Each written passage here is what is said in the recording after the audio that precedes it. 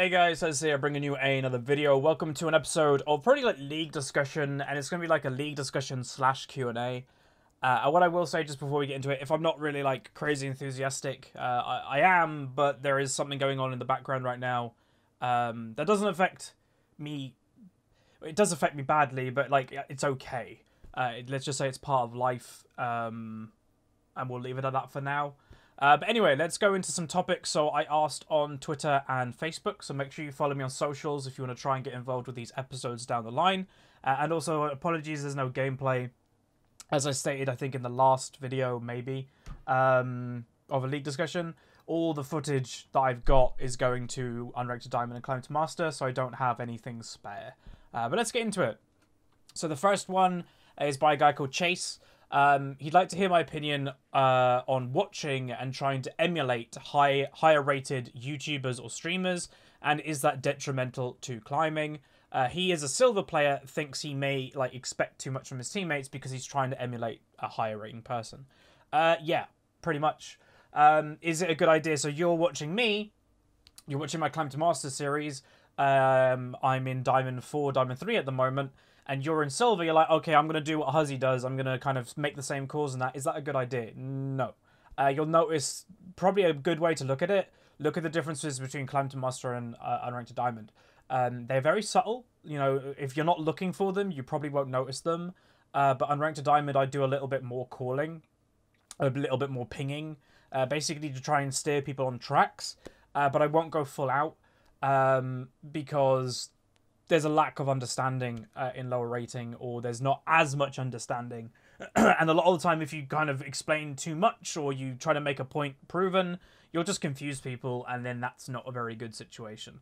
So when you say, you know, emulating a high ranking player, you can try to emulate them mechanically. You know, if you're good enough to pull off something that someone in a higher rating has done, that's great. You're playing a champion to a higher rating than you currently are, and that will definitely help you climb. But when it comes to decision making and everything like that, that has to adjust to the rating you're in. You can't try to have diamond decision making and act like it's a diamond game when it's a silver game. Again, even Unranked to Diamond, I treat them completely different. The higher rating that account gets in Unranked to Diamond, the more you'll kind of see my decision making kind of get cleaner with myself and also the teammates. You've got to adjust to the rating you're in. Hopefully that makes sense. But yeah. Next one, someone is saying, you're a mid lane main by Jacob. You've been told by a lot of high rating friends that passive laning meta is done. That if you're reliable enough to lane, don't feed and get a CS lead, even if your opponent never leaves lane and you're losing. What are my thoughts on farm up, win fights, win the game? Well, yeah, like some people think that you have to roam as a mid laner. That's always been rubbish. Like, even when the meta has been more about roaming, you don't have to. It's a playstyle. Mid lane, the weird thing about mid lane, pretty much forever, has been separated into those two camps. Generally, you've got the mid laner that will roam a hell of a lot more, and then you've got the mid laner that will stay in mid and get a lot more farm. Both are fine, both work. Roaming's riskier, but it's also very good for climbing because you're taking out one of the negatives of solo queue, trust. So if you don't trust your teammates and you're just in mid lane, if you're just staying mid lane, you have very little effect on the game as a whole until you group. If you just stay in mid. Or if you're roaming, then you're taking that into your own hands, and if your roams work, then you're actually getting your team ahead, like a jungler. But it's obviously high risk, because if they don't work, then the person who's just staying in mid against you is going to get more farm, going to get more XP, and you're just kind of just twiddling your thumbs going, damn, it's not working. But yeah, both work. If you look at my playstyle, it changes from champion to champion. If you watch me on Xerath, I do roam, but the vast majority of the early game is staying and winning my lane in a 1v1. If you watch me play Fizz, I'm roaming. So it is champion dependent. Would I recommend roaming on a Karthus? No. Would I recommend roaming on a Talon? Yes. So it is champion dependent, but it's also player dependent. You don't have to do anything. You just play the game you think is the best way to win. And that's pretty much it. Next question. Someone's asking, why do I change, I presume to me, why do you change your champs when they aren't even meta every season? Last season I played a lot of Lee, GP, and Darius. Well, they were meta. The meta isn't dependent on seasons. The meta is dependent on patches. So if you look at my champion pool and you're kind of like new, you're going to go, he played a lot of Darius last season. Darius isn't good. Well, he was in the first patch of Season 7. Same with Gangplank. He was very strong for a lot of Season 7. And Lee Sin's just a kind of staple of my jungling. I haven't actually picked him back up at the moment, but he is probably going to come around very soon. But that's pretty much it. Like, metas change, and I'm, as I've said to a lot of people, which a lot of people don't get, I'm not emotionally attached to any champion in League of Legends. I don't care about any of them. They're just pixels on a screen to me. So if something's good, I'll play it. If something's bad, it's gone. I will stay on a champion a bit more this season in Season 8 if I'm just simply doing well with a champion. That is something that I've said to myself. But in the grand scheme of things, my champion pool is always going to change. Depending what is strong. And not necessarily like, you know, it's like, oh, you just play the OP stuff. Nope. If you actually notice right now, Gangplank is the strongest top laner when it comes to play rate and win rate combined. I'm not playing Gangplank. I've just kind of gone off his playstyle a little bit. Maybe I'll go back to him eventually. But yeah, my champion pool usually consists of strong champions that changes quite often. In Season 8, if you actually notice, I've actually kept my champion pool pretty damn well, considering it's me. Usually I don't keep the champion pools very well, but for probably about 80% of the games I've played so far, it has been champion pool champions, or champions that I said I can play, but I don't need to put in my champion pool, like Gnar. So, yeah, that's pretty much it. Next one is... someone just asking what happened to the Spectator series and Champion Guides. Spectator series I've been trying to do for the past week, but I can't get the replay to open, because obviously that consists of having people giving me the replays. I open them, do a commentary. I've been trying to open them, it just doesn't work. I don't know if they've changed anything. I don't know if that way the systems worked. You have to basically open it in like a really dodgy way anyway. But it is coming. Whenever I can get the replays to work, it'll happen. And then as for champion guides, the champion guides will probably happen when I just have more time on my hands. Combining everything that's going on in life at the moment, the idea to put, you know, 6 hours into a champion guide video where I could just put an hour and a half into a commentary, it just doesn't make sense right now. But again, I am planning to move out, and with that, I'll be able to work at nighttime when I'm like awake. You know, I go to bed really late, so I'll be able to work when I'm awake, you know, at like midnight, and that will help with my time management with doing more stuff. So that's probably when. Next one is by Thomas Bay Peterson. As a YouTuber streamer, how do I avoid burnouts / getting tired of League? I pace myself. I think you burn out if you play too much or something. I've done it in the past. You know, when a new game came out, I played crazy amounts. I stopped playing after a week. You'll notice that I go through peaks and troughs, but I never stop playing really. Or I'll kind of feel that there's a burnout coming and I'll prepare for it in advance. So for example, someone like PewDiePie, to me, I don't understand how he doesn't get burnt out. He plays 10 games a day. I may play on an average day of an average recording and streaming day, 2 episodes of Unranked to Diamond, 3 games on my main account, so I play 5 games a day on 2 different accounts, but about 5 games a day on average, ish. But what I will do, again, if I'm recording 2 Unranked to Diamonds a day, and I do that for 3 days, well, in that 3 days, I've actually prepared for 6 days, because I'm doing 2 videos a day for Unranked to Diamond, only 1 gets released. Well, then I can have 2 days off. Then I don't have to record for 2 days. Or if I actually do feel, and it does happen, maybe once every 3 months, I'm kind of going through a bit of a, I'll record a hell of a lot in advance. I'll record basically a week worth of content in advance. So like 14 videos extra, which is always crazy, but I'll do that and have nearly a week off. And I'll just be kind of chilling and just kind of recharging the batteries, playing ARAMs just for fun. And that's how I do it. So but a lot of the time you guys don't see, because it's like, God, he's doing videos every day. How doesn't he get burnt out? Well, behind the scenes, them videos are getting bulk recorded, doing together. And then I have a relaxation time when I've already recorded videos. So that's pretty much it. It's the secret to, I think, not burning out as a YouTuber. So yeah, there you go. Next one is by Luca. My friend is I presume this is English and not first language, is fine, but I'll have to kind of rejig it. My friend is going to stop playing League because it's League of Children. Can you explain why he thinks that? He thinks that only children of the age of 10 is playing this game. I would like to know the answer from Huzzy. Well, that's kind of not true, because I think League is a 13 plus, so you have to be at least 13 to play on average.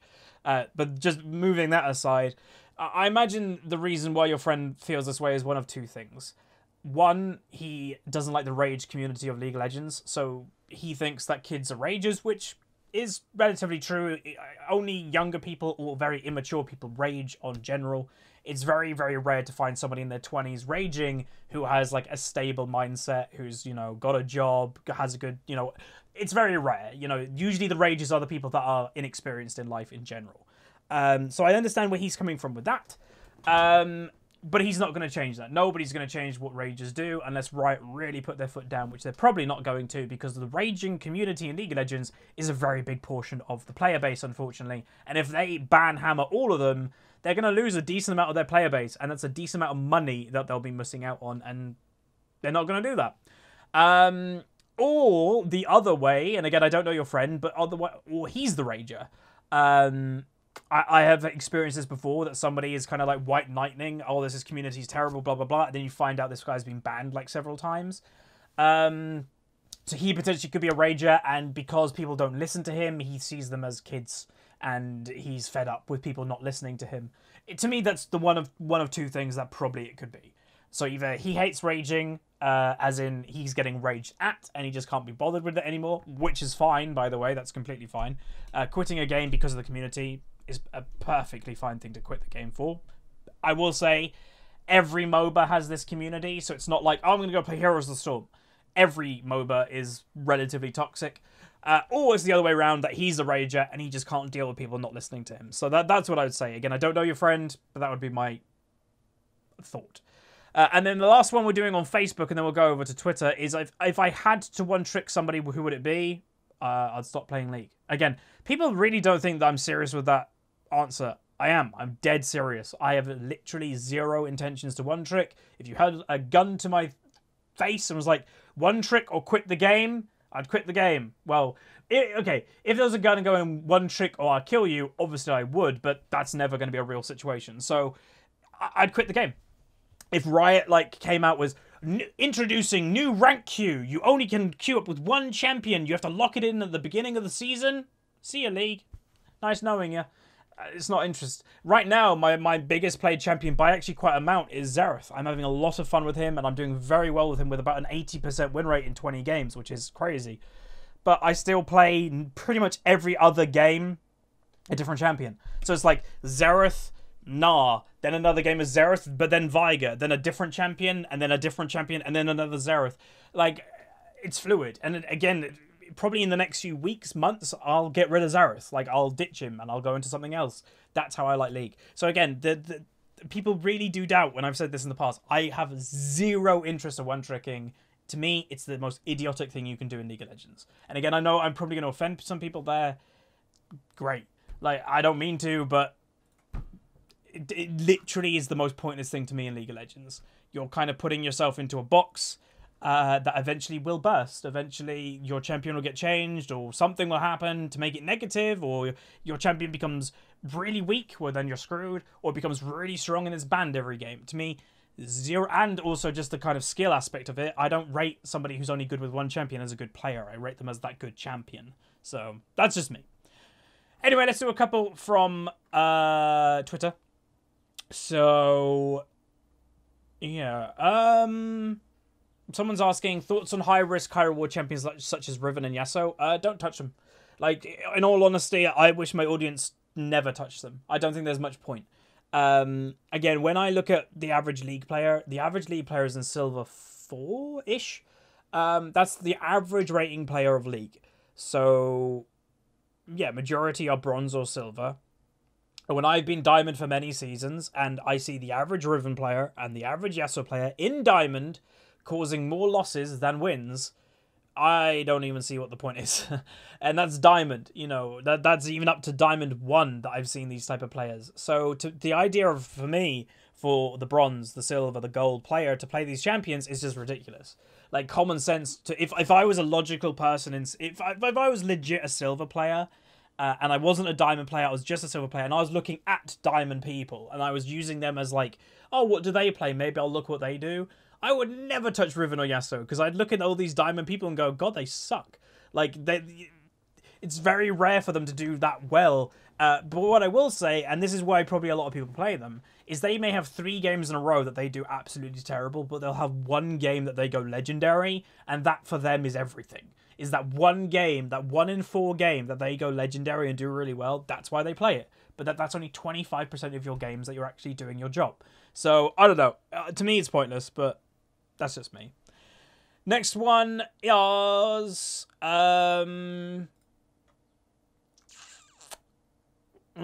someone's saying again how to not get bored with League. When I was saying getting bored with League, to me, getting bored and getting burnt out is 2 different things. Getting burnt out is just like, oh god, so much League. Getting bored with League basically means that you're doing the same thing over and over again. Do something different. Pick up a new champion, pick up a new role, go and find a new friend group to play with if you don't have one. Which you can use Reddit, which you can use my own Discord. People have created friend groups and play League together through my own Discord. Go into other YouTubers' Discords, do the same thing. So just make a change. Again, that's like life in general. If you're bored generally in life, do something about it. Make a change, pick up a hobby in League, pick up a different role, pick up a different champion, and that will probably help a lot. Or if the boredom doesn't end, stop playing League. I know that's a weird thing for a LoL YouTuber to say because it's like, oh, you're going to lose some of your audience if you're recommending them to stop playing League. Again, I've never cared about audience size. I've cared about audience health. And to me, if League is no longer for you, that's it. Go play a different game. Like, it's very, like, the gaming community has changed a lot over the past few years. And I think World of Warcraft is actually what changed it. Back in the day, when I grew up, you played a game for a couple months, and then you were on the next game. Like, as a PlayStation 1 from the 90s, you weren't bound to one game. It changed all the time. You got a new game, new game, new game. Where World of Warcraft, people have played that for 14 years, whatever it is. People on League, like me, have played it for 8 years since it's been out. So we've become a community that kind of sticks onto one game, and you don't have to be that. You can swap to a different game if the current game has kind of come to its end for you, and that's completely fine. That's going to happen with a lot of things. So yeah. Last question. If I can think or see a good one. Someone's just asking, how is life as a content creator? We can ask all questions about the game, but what is it like to have as a career? Well, I've always said YouTube isn't my career; it's a job. I always have had, I think, a relatively healthy mindset that this isn't going to last forever. If it was going to last forever, I'd probably already have millions of subs by now. Like, eventually, the audience will run out, dry up, League may slowly die. Like, and even me, I probably don't want to do this forever. It's an amazing, amazing job, and it's very rewarding, and I get to do this every day, which I'm incredibly thankful for. But I don't want to be stuck in a bedroom for the rest of my life recording videos. Again, a lot of people know my aspiration is to become a pilot in probably about 2 years' time, which is still probably going to happen. But yeah, like, it's good. It does have its negatives, but it does have its positives as well. If you go like, what's the negatives? I've said it before, isolation. I envy channels that, like, if you ever like, oh, how do they make it work that they are two people for one YouTube channel or 2 people for one Twitch channel? I envy that. Even if it made so I made less money, it would benefit you more mentally than anything else. Like, if I'm having a massive recording session, I'm here for 8 hours alone, completely, like, isolated. That's why it's part of the reason why I started streaming more, because at least I have that interaction. But that is the massive negative. Especially if you're a content creator that does everything alone, which I do, it sucks in that aspect. But the positives is I get to play video games for a living, and I make a pretty good one so far. I get to go to cool conventions and meet people. I get to talk to people from around the world, which I never would have done before. So there are many, many, many, many positives. And hopefully moving out, I will make some life changes that are actually step into the right direction. You know, actually going out more. And I know it's kind of a weird thing to say. It's like you're moving away to then go out more. It's hard to explain. But yeah, basically. But yeah, hopefully that answers that. Sorry, the video ended on a bit of a down note. As again, at the beginning of the video, I did mention there is something going on in the background that isn't great. I probably will tell you guys in a few days, potentially. But yeah, hopefully you guys are having a good day. If you are, let me know. Again, sometimes it's always good to hear good news. And yeah, if you have any more topics, feel free to leave them down below. And I'll see you guys next time. See ya.